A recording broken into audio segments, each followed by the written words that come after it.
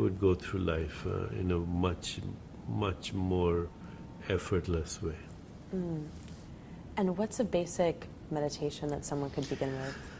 A basic reflective meditation would be to quiet your internal dialogue by observing your breath, and then putting your awareness in your heart and asking, who am I?